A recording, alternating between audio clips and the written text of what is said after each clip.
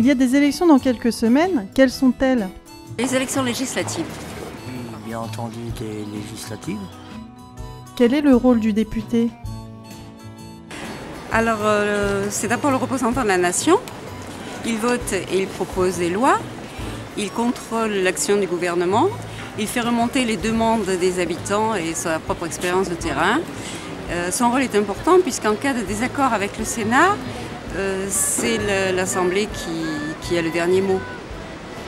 Je dirais quelqu'un qui est sur le terrain et quelqu'un qu'on apprécie quand on vient nous voir aux manifestations. Si vous étiez député, quelle loi feriez-vous voter?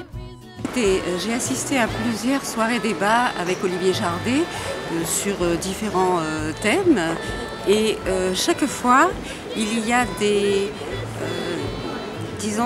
échanges très intéressants, très enrichissants entre lui et l'Assemblée, puisqu'il nous demande toujours notre avis, et ce qui fait que, en quelque sorte, on participe un petit peu à son travail de député.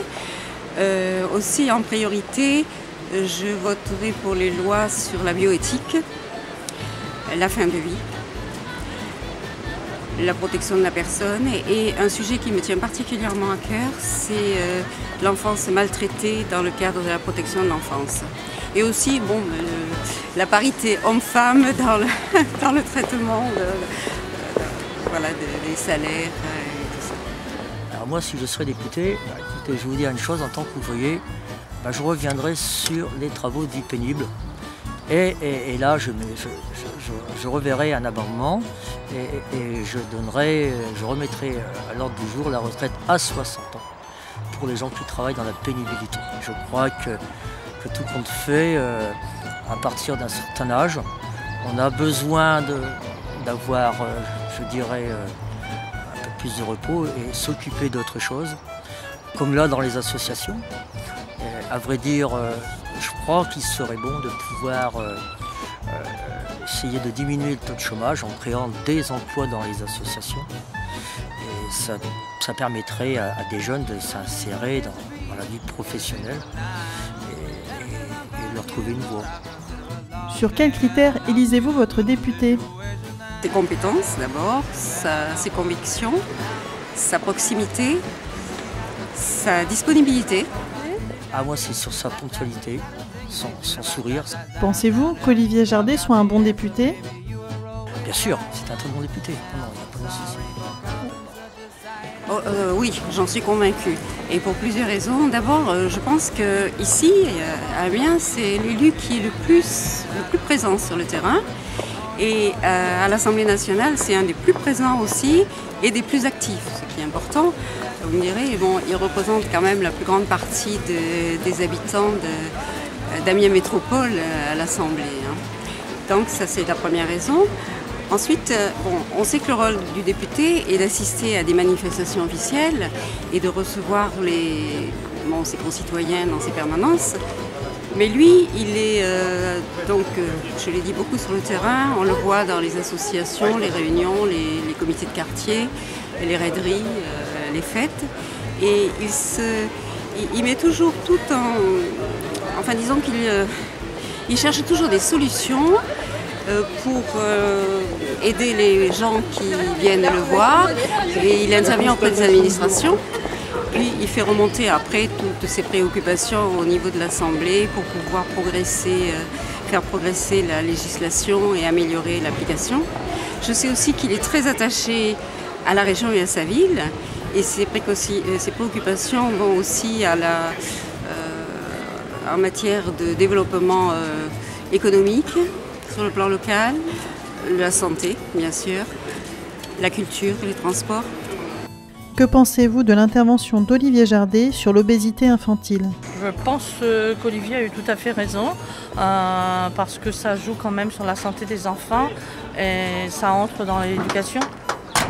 Eh bien écoutez, je suis entièrement d'accord avec le combat qu'il mène contre l'obésité infantile, parce que je suis grand-mère et je trouve que c'est un véritable fléau lorsqu'on sait que 20% des enfants de moins de 8 ans sont obèses et que la progression est de 6% par an.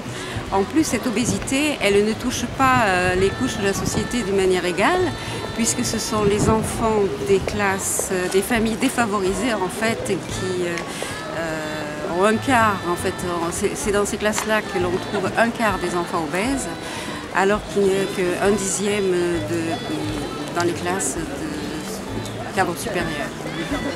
Donc on connaît après les conséquences de ce phénomène, puisqu'ils sont sur le plan médical, on peut avoir des problèmes respiratoires, des problèmes cardiaques, cardiovasculaires, du diabète, et puis aussi des problèmes sur le plan psychologique et en matière de réussite scolaire, des retards aussi.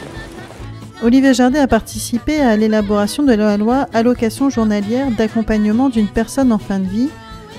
Que pensez-vous de son intervention ? Je pense que c'est une très bonne chose parce que c'est absolument nécessaire d'être accompagné dans ces derniers instants au moment. Écoutez, il y a quelques années, il a écrit un livre sur la fin de vie avec Christian Germain que j'avais lu et je suis entièrement d'accord avec ses analyses et ses témoignages. En fait, il a su trouver un juste milieu entre l'acharnement thérapeutique et le fait de provoquer délibérément la mort. Ce qui fait que les personnes en fin de vie peuvent dignement être entourées de leurs proches jusqu'à la fin. Et cette allocation journalière d'accompagnement de fin de vie, bon, elle était nécessaire. En plus, elle a été votée à l'unanimité, ce qui prouve donc bien sa nécessité. Je pense, si je ne me trompe pas, que l'allocation doit être d'environ 50 € par jour pendant 3 semaines maximum. Pour une personne qui accepte de quitter son travail et d'accompagner à domicile un proche.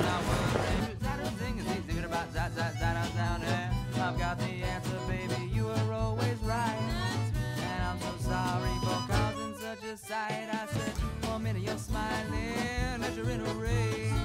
You put up your burning